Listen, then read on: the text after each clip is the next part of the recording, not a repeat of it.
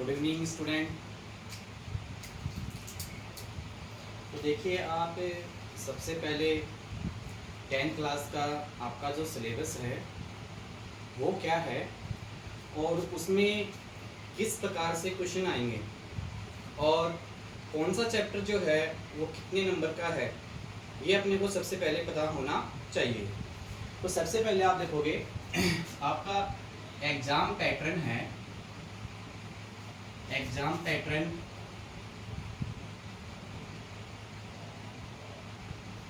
वो क्या है, कैसे आपको कितने का आपका पेपर होगा, कितने मार्क्स आपको लाने होंगे, कितने मार्क्स आपके विद्यालय के द्वारा सत्रांक के रूप में भेजे जाएंगे। तो आप देखोगे आपका जो सत्रांक है वो 20 नंबर यानी 20 नंबर का आपका क्या होगा, सत्रांक होगा। और आपका जो एग्जाम होगा उसका जो पूर्णांक है वो कितने नंबर का है, 80 नंबर का, यानी 80 मार्क्स आपका एग्जाम होगा। अब दोनों मिला के कुल आपके पास कितने हो गए, 100 मार्क्स, यानी 100 नंबर हो गए, जिसमें से 80 नंबर का आपका एग्जाम होगा और 20 नंबर आपके सत्रांक भेजे जाएंगे। वो 20 नंबर जो है वो किसके माध्यम से, विद्यालय के द्वारा। आप देखोगे आपके 3 टेस्ट होंगे, प्रथम द्वितीय तृतीय और अर्धवार्षिक परीक्षा हाफ ईयरली एग्जाम जो होगा, इनके अध्ययन के द्वारा, इनका रिजल्ट के द्वारा आपके 20 मार्क्स भेजे जाएंगे। अब देखोगे आप लोग आपके सिलेबस में, जैसे आपका वार्षिक पेपर होगा तो उसमें कितने क्वेश्चन आएंगे और कितने, कौन सा क्वेश्चन कितने नंबर का आएगा। तो आप देखोगे यहाँ से 1 से 10 क्वेश्चन जो है वो एक एक नंबर के होंगे। 1 से 10 क्वेश्चन एक एक नंबर के होंगे। और आप देखोगे 10 क्वेश्चन एक नंबर का है तो कुल कितना पूर्णांक हो गया उसका, 10। कितना हो गया, 10। इसी प्रकार से आप देखोगे 11 से 15 क्वेश्चन जो होंगे, यानी 5 क्वेश्चन होंगे और ये 5 क्वेश्चन जो है वो कितने नंबर के होंगे, 2-2 नंबर के होंगे।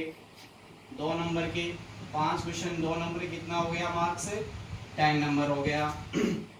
अब 16 से 25 कुल कितने क्वेश्चन हो गए, 10 क्वेश्चन हो गए। और ये 10 क्वेश्चन जो है वो एक क्वेश्चन 3 मार्क्स का होगा। तो आप देखोगे 10 इंटू 3 इक्वल 30 और 26 से 30 यानी 5 क्वेश्चन जो आपके क्या होंगे, लार्ज, जो क्या होंगे, बड़े क्वेश्चन होंगे। और वो एक क्वेश्चन 6 नंबर का होगा। तो 6 इंटू 5 इक्वल 30। यहाँ पे आप देखोगे आपका टोटल जो है मार्क्स कितना हो गया, 80। 10 10 20 20 और 30 20 50 50 और 30 80। तो 80 मार्क्स का आपका एग्जाम होगा, जो कि आपका वार्षिक एग्जाम होगा। और 20 नंबर आपके सत्रांक के भेजे जाएंगे। 80 नंबर का आपका पेपर होगा। उसमें से आप देखोगे 1 से 10 क्वेश्चन 1 नंबर के होंगे और 11 से 15 यानी 5 क्वेश्चन जो है वो कितने नंबर के हैं, एक क्वेश्चन 2 नंबर का है तो 5 कितने के हो गए, 10 नंबर के। फिर आप देखोगे 16 से 25 जो क्वेश्चन है, कितने क्वेश्चन हो गए, 10 क्वेश्चन हो गए। और एक क्वेश्चन जो है वो कितने नंबर का है, 3 नंबर का।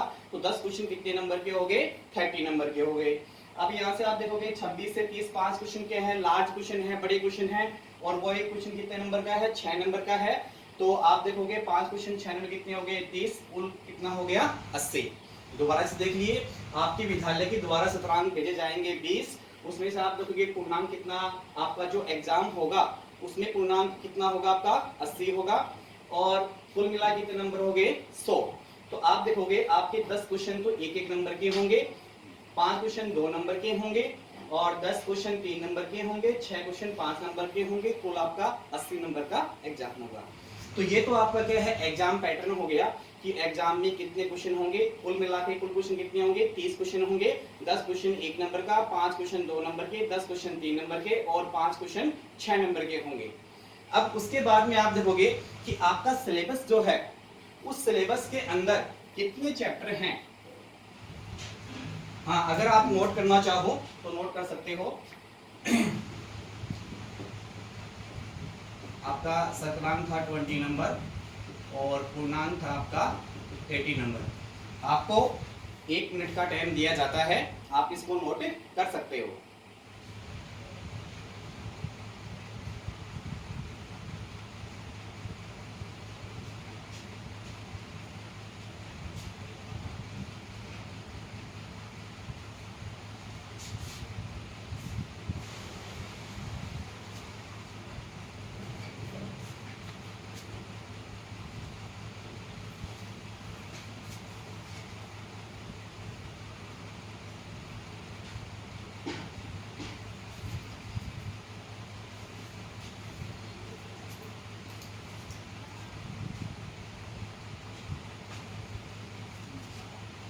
आपने नोट कर लिया होगा।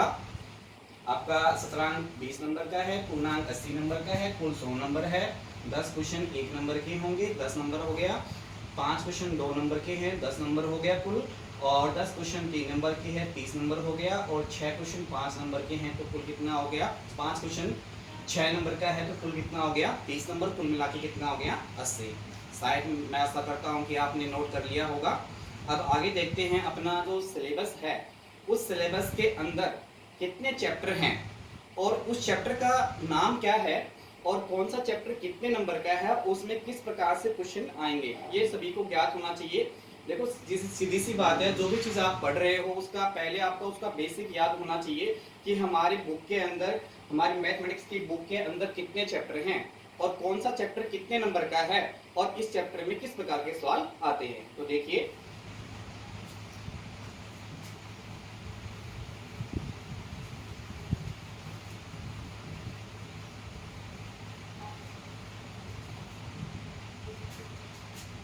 आपका सिलेबस है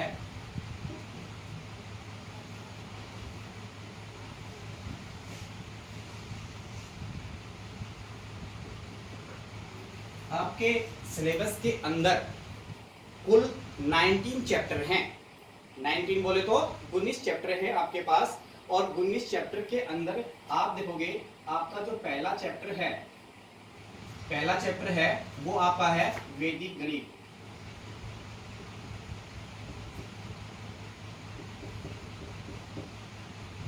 वैदिक गणित जो है वो कितने नंबर का है? 4 नंबर का। आपका जो वैदिक गणित है कितने नंबर का है? 4। ये वैदिक गणित वही वैदिक गणित है जिसने आपने 8 क्लास में, 9 क्लास में आपने उसमें पढ़ा है।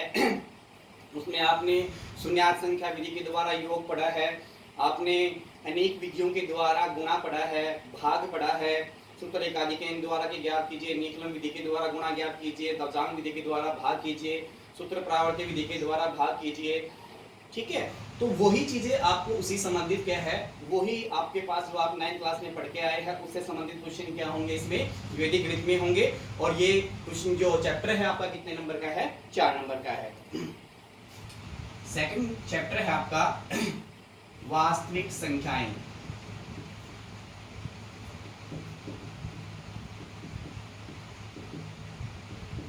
वास्तविक संख्याएं रियल नंबर। वास्तविक संख्याएं क्या होती हैं? Real number.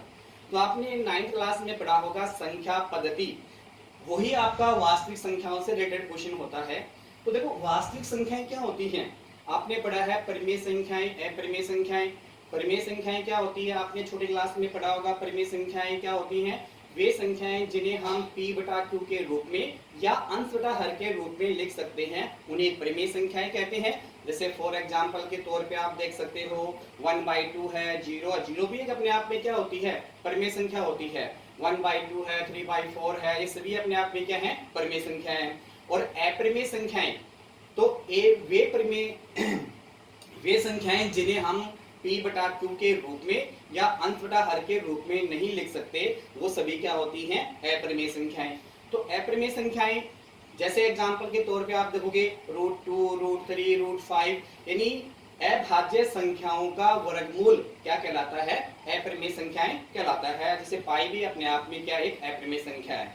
तो आपने देखा कि वास्तविक संख्याएं क्या होती हैं? परिमेय और अपरिमेय संख्याओं का समलीन या परिमेय अपरिमेय संख्याओं को दोनों को ही मिलाकर क्या कहते हैं? वास्तविक संख्याएं कहते हैं, जिसमें परिमेय संख्याएं भी होती हैं और अपरिमेय संख्याएं भी होती हैं। तो वास्तविक संख्याएं जो चैप्टर है वो आपने कितने नंबर का है, 3 नंबर का है। चैप्टर नंबर आपका 3 है बहुपद, पॉलिनोमियल्स होता है, वो आपके पास कितने नंबर का है, 4। तो आपने देखा बहुपद, बहुपद चैप्टर जो है आपने गुणनखंड के बारे में पढ़ा होगा, तो गुणनखंड से रिलेटेड ही आपका चैप्टर क्या है, बहुपद है। इसके बारे में आगे विस्तार से पढ़ेंगे। चैप्टर नंबर 4 है दो चरों के रेखिक समीकरण, दो चरों के रेखिक समीकरण एवं असमीकाएं, दो चरों के रेखिक समीकरण एवं असमीकाएं। तो आपने देखा कि दो चरों के रेखिक समीकरण, दो चरों के मतलब जिसमें दो चर होंगे, और रेखिक समीकरण का मतलब है जिसमें चर की जो घात है वो क्या होगी, 1 यानी 1 होगी। तो जिसमें चर की घात 1 होती है वो क्या अपने आप में क्या होता है, रेखिक समीकरण होता है। जिसमें चर की घात 2 होती है वो द्विघात समीकरण होता है। जिसमें चर की घात 3 होती है वो अपने आप में क्या होता है, त्रिघात समीकरण होता है। तो आप इसमें देखोगे दो चर होंगे, जैसे आपके पास दो चर ए बी हो सकता है, एक्स वाई हो सकता है, वाई जेड हो सकता है। उन दो चरों के रेखिक समीकरण और उसमें असमीकाएं होंगी। तो इसमें आप देखोगे, एक तो आप इसके अंदर आप ग्राफ पढ़ोगे, क्योंकि आपने 9th क्लास में दो चरों के रेखिक समीकरण में आप पढ़ के आए थे, वहां पे विधियां आपने दो चरों के रेखिक समीकरण को हल करने की विधि पढ़ी थी वहां पे। और वो विधियां कौन कौन सी थी, प्रतिस्थापन द्वारा दो चरों के रेखिक समीकरण को हल करना, वजन गुणन विधि के द्वारा दो चरों के रेखिक समीकरण को हल करना, और विस्थापन विधि के द्वारा दो चरों के समीकरण को हल करना। तो यहाँ पे अपन क्या पढ़ेंगे, ग्राफ पढ़ेंगे। दो चरों के रेखिक समीकरण को हल किसके करेंगे, ग्राफीय विधि के द्वारा क्या करेंगे, इसको अपन हल करेंगे। फिर आपका चैप्टर नंबर 5 है समांतर श्रेणी, अरिथमेटिक प्रोग्रेशन। समांतर श्रेणी जो चैप्टर है आपका कितने नंबर का है, 3 नंबर का। तो समांतर श्रेणी में आप क्या पढ़ोगे, आप देखोगे कि दो क्रमागत पदों का जो अंतर या योग है वो क्या है, एक समान संख्या एक निश्चित संख्या होती है, उसे क्या कहते हैं, समांतर श्रेणी कहते हैं। चैप्टर नंबर 6 है त्रिकोणमितीय अनुपात, त्रिकोणमितीय अनुपात। त्रिकोणमितीय अनुपात, ट्रिग्नोमेट्री रेशियो क्या होता है, जैसे आपने पढ़ा होगा sine theta, cos theta, tan theta, cot theta, sec theta, cosec theta, ये सभी 6 त्रिकोणमितीय अनुपात, यानी sine theta, cos theta, tan theta, cot theta, sec theta, cos theta, 6 त्रिकोणमितीय अनुपात होते हैं। तो इनसे संबंधित अपन क्या है पढ़ेंगे, और इसमें एक सारणी होगी, उस सारणी को आपको याद करना होगा, और उसकी सहायता से ही अपन क्या करेंगे, इस चैप्टर को सॉल्यूशन करेंगे। इसका मार्क्स जो है अगले चैप्टर में इंक्लूडिंग होगा। तो आप देखो चैप्टर नंबर 7 जो है वो क्या है, त्रिकोणमितीय सर्वसमीकाएं, त्रिकोणमितीय सर्वसमीकाएं। तो त्रिकोणमितीय सर्वसमीकाओं में आप क्या पढ़ोगे, आप त्रिकोणमितीय सर्वसमीकाओं में त्रिकोणमितीय अनुपात जो है उनके द्वारा सिद्ध करने का मेथड इसके अंदर पढ़ेंगे। फिर चैप्टर नंबर 8 है ऊंचाई एवं दूरी। इसमें हम एक समकोण त्रिभुज के द्वारा एक डायग्राम बनाएंगे, उस डायग्राम के माध्यम से हम वहां पे इसकी ऊंचाई या डिस्टेंस या दूरी ज्ञात करेंगे। तो आपके पास चैप्टर नंबर 6, 7, 8 जो है तीनों चैप्टर मिलाकर कितने नंबर के हैं, 11 नंबर के हैं।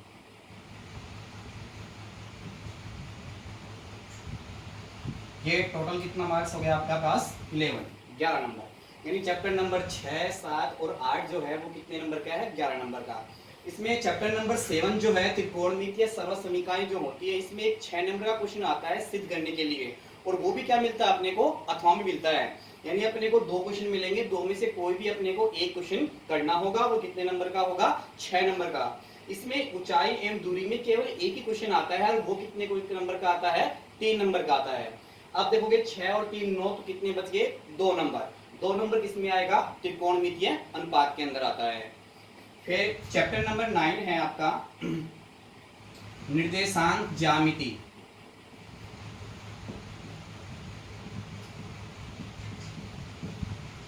ये चैप्टर कितने नंबर का है? 6 नंबर का। इसमें क्या आता है? बड़ा क्वेश्चन आता है, दो बिंदु के बीच की दूरी या किसी रेखाखंड को बाह्य अनुपात या आंतरिक अनुपात के द्वारा संबंधित क्वेश्चन इसमें आते हैं और इसमें बड़ा क्वेश्चन आता है 6 नंबर का। फिर चैप्टर नंबर आपका 10 है बिंदु एवं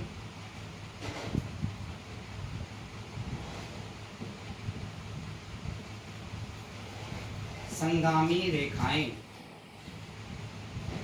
बिंदु एवं संगामी रेखाएं।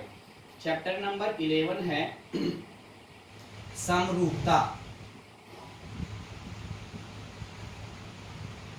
चैप्टर नंबर 12 है वर्त यानी सर्किल। और चैप्टर नंबर 13 है वर्त एवं स्पर्श रेखाएं।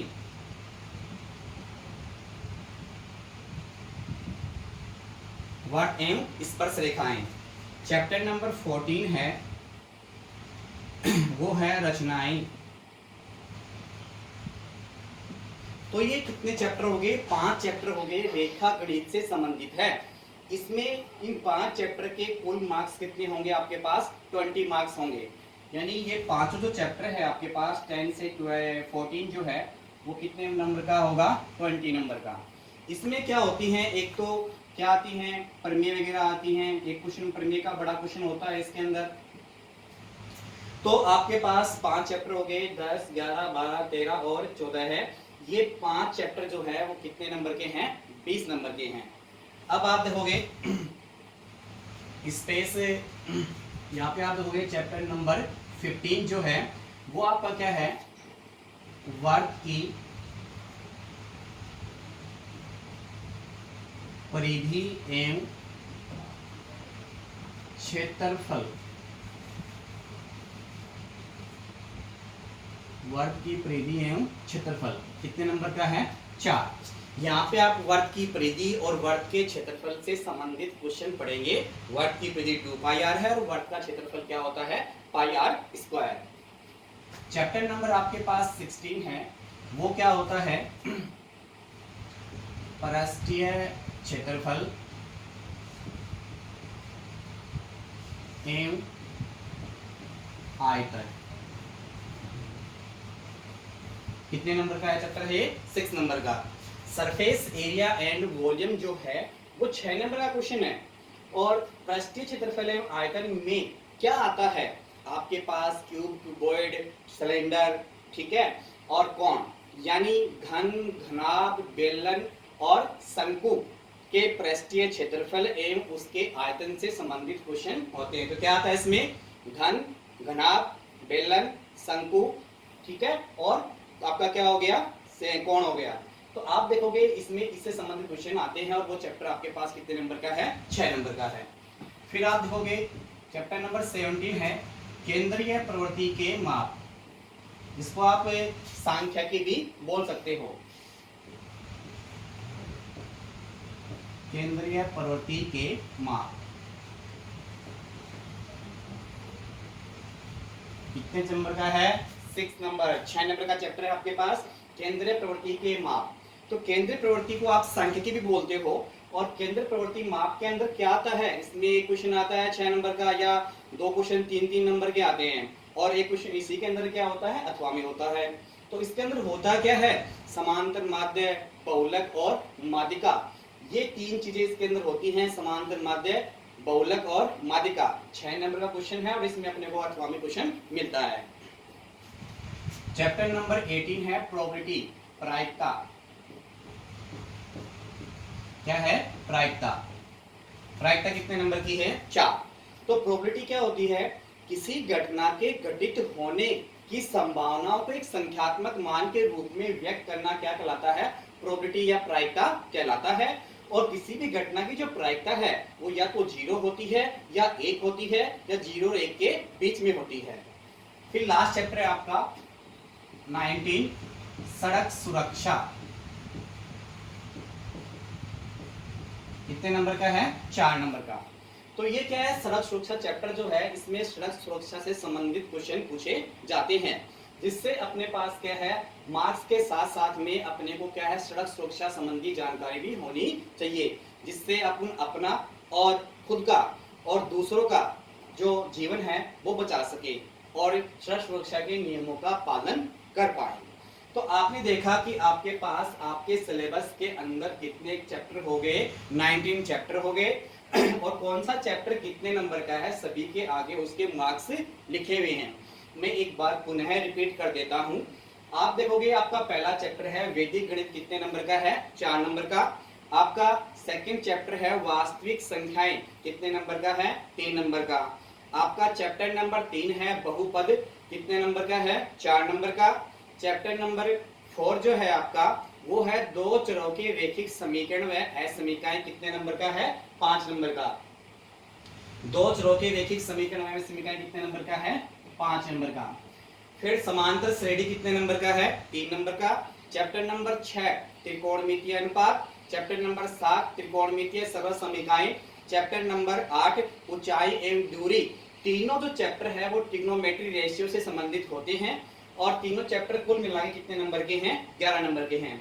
फिर आप देखोगे चैप्टर नंबर 9 जो है वो क्या है, निर्देशांक ज्यामिति, कितने नंबर का है, 6 नंबर का है। चैप्टर नंबर 10 है बिंदु एवं संगामी रेखाएं। चैप्टर नंबर 11 है समरूपता। चैप्टर नंबर 12 है वर्त। चैप्टर नंबर 13 है वर्त एवं स्पर्श रेखाएं। चैप्टर नंबर 14 है रचनाएं। तो ये 5 चैप्टर जो कुल मिला के कितने नंबर के हो गए, 30 नंबर के हो गए। फिर आप देखोगे चैप्टर नंबर 15 है वर्त की परिधि एवं क्षेत्रफल, कितने नंबर का है, 4 नंबर का। चैप्टर नंबर 16 है आपके पास पृष्ठीय क्षेत्रफल एवं आयतन, कितने नंबर का है, 6 नंबर का। और चैप्टर नंबर 17 है केंद्रीय प्रवृत्ति के माप, कितने नंबर का है, 6 नंबर का। चैप्टर नंबर 18 है वो आपके पास क्या है, प्रोबेबिलिटी है, प्रायिकता है, कितने नंबर का है, 4 नंबर का। चैप्टर नंबर 19 है सड़क सुरक्षा, कितने नंबर का है, 4 नंबर का। तो यहाँ से अपन इसका टोटल करते हैं और देखते हैं हमारे पास कितने मार्क्स प्राप्त होने चाहिए।